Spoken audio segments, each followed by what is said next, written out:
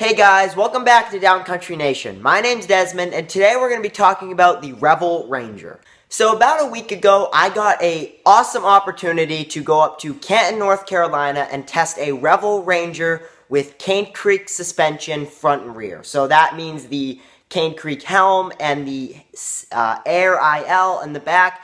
Both awesome suspension products built right here in my own backyard. They're actually built in Fletcher, North Carolina, not my backyard, but still very close by. Cane Creek is an awesome company. I've talked to their marketing kind of sales guy a couple times, and he offered actually for me to go in and do a Cane Creek tour. So keep an eye out for an awesome video. Though this video isn't focusing on Cane Creek, definitely keep an eye out for that video if you think you're interested in the behind the scenes, all things Cane Creek video. Now back to the Revel. The Revel was an awesome looking bike right off the bat. The second I showed up and saw that bike, it looks awesome. The lines of the carbon are just amazing. It really is a testament to American designed and made products.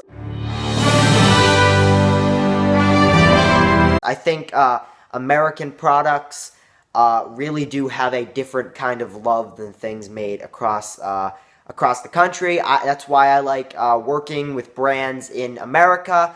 But I think the Revel Ranger is a awesome looking bike off the bat. It definitely does get style points. Another quick thing to note is that I don't have a ton of kind of third-person view of the Revel Ranger, only because it was only a 2-hour demo, so I didn't want to get a ton of shots of it, but then not really be able to tell you guys how the bike performed. So I got a couple pictures of it to give you guys kind of what it looks like. But most of it is going to be POV footage, onboard stuff, so you can see how the bike performed on the trail. So how did the Revel Ranger climb? Well, I am happy to tell you guys that the Revel Ranger climbed awesome. So I definitely did get plenty of climbing tests in this 2-hour segment. I think I may have even climbed more than I descended. So this bike climbs awesome. I was a little worried that the bike would be a little, just bounce up and down, have some pedal bob, because all of the full suspensions I've ever ridden have had that. And it's just kind of a worry with me if I were to ever upgrade to a full suspension, that it would kind of slow me down, because I'm used to riding hardtails.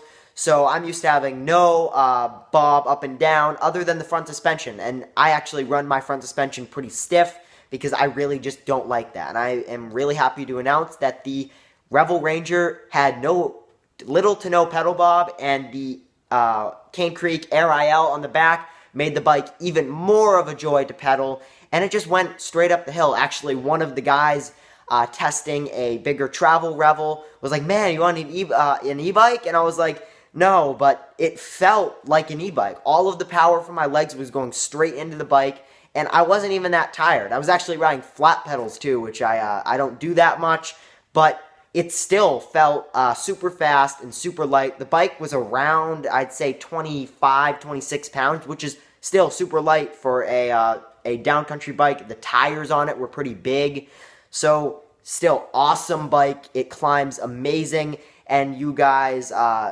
There was a lot more climbing that I had to get up to that descending trail, Ladybird, but really awesome climbing bike.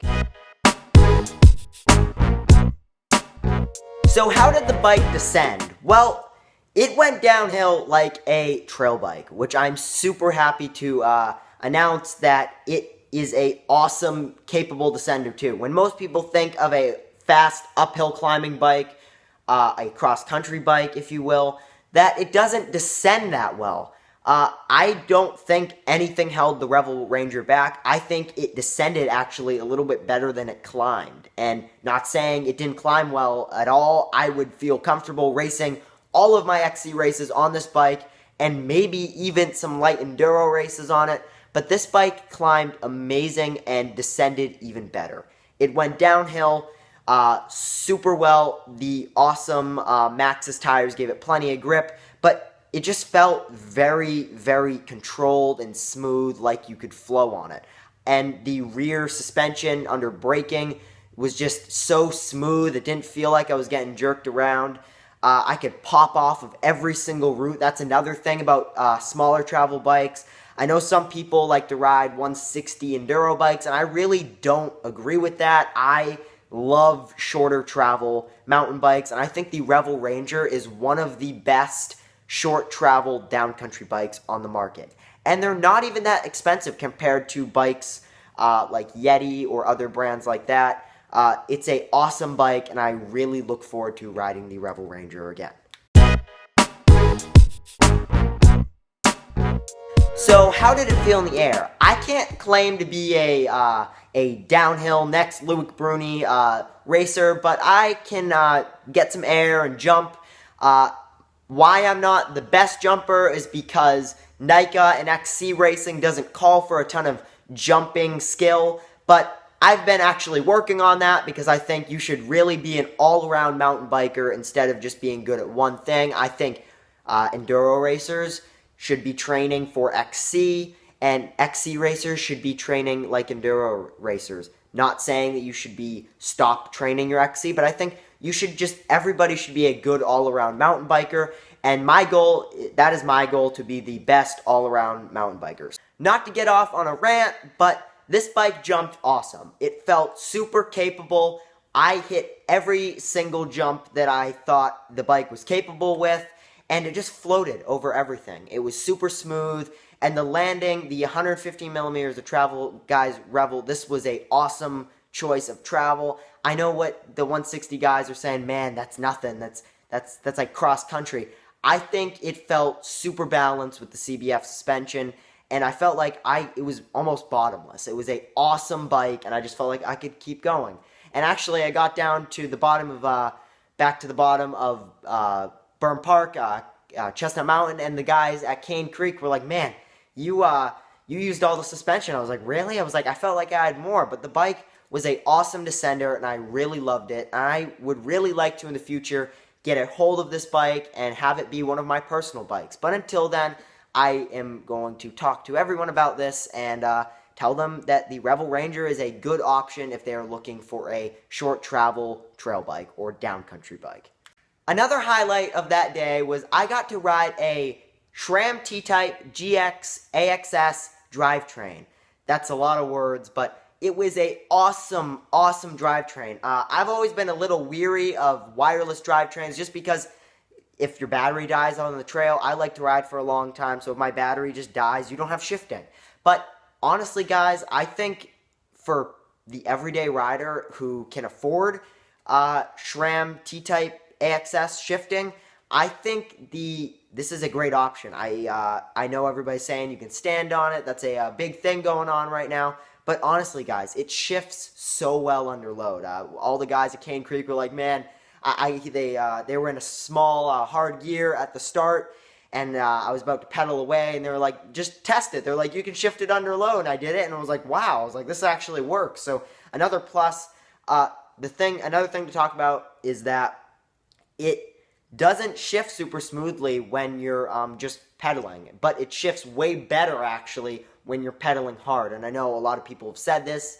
I know if you watch a lot of YouTube mountain bike stuff that you've been like, okay. But once you test it, it is a really awesome mountain bike drivetrain, and I really look forward to riding in the future and potentially putting it on one of my bikes. I also want to note suspension on the Revel Ranger. The Revel Ranger comes stock with a RockShox SID Ultimate on the front with 35mm stanchions and 120 millimeters of travel, and a RockShox SID, I think it's a Luxe or a Deluxe on the back, correct me if I'm wrong, on the back with 115 millimeters of travel. So I actually have the RockShox SID Ultimate on the front of my Specialized chisel. It is a awesome, formidable cross-country, down-country mountain bike fork. It honestly feels like a trail fork, and I feel like I could hit so much bigger things on it than I do. But actually, they swapped it out for the Cane Creek Helm, which was a amazing fork, guys. This is a awesome fork built right here in my backyard. Not actually my backyard, but Fletcher, North Carolina, so maybe an hour down the road. And the Air IL shock. That was a awesome shock. I haven't tested a lot of full suspensions, but guys, this is a awesome, awesome shock, and if you are looking for a shock, then go check them out. They're actually having a sale that if you buy a Air IL shock, and then you get $500 off of the Cane Creek Helm fork, which is a awesome deal. I think you can get both of them for around $800, so definitely go check that out before it's too late. But they swapped those out, and I had a absolute blast trying out the Cane Creek suspension with the Revel Ranger. I think, and I know I already said this, but I think that things made in America definitely have a whole new level of kind of love and care taken into the products because, hey, you're right here in America and your riding buddies and your community is right here, so you don't want to take care of those companies. And I think Cane Creek and Revel Bikes have both done that with their suspension and their mountain bikes. They are both an awesome company, and I really look forward to testing more of their products in the future. Also, keep an eye out for an upcoming Cane Creek collaboration video. We're going to be doing a tour, I think, with Andrew from Cane Creek. I've talked to him at a couple races, and he's an awesome guy. He actually raced downhill and then moved on to working with Cane Creek, so we're going to be doing a shop tour with him. We're going to be looking and learning how Cane Creek products are made, and hopefully you guys can go and test them out for yourself. There's plenty of demos and bikes around the world. Cane Creek is best known for their headsets and their Cane Creek Helm fork, but they are slowly moving on to more and more products like cranks and shocks and stems now and seat posts. So I'm super excited to be doing a shop tour with them and giving you guys the in-depth look at Cane Creek cycling components. Again, guys, I really want to thank you for watching and supporting Downcountry Nation on YouTube. Please don't forget to subscribe and like and comment and share. Until next time, thanks for watching.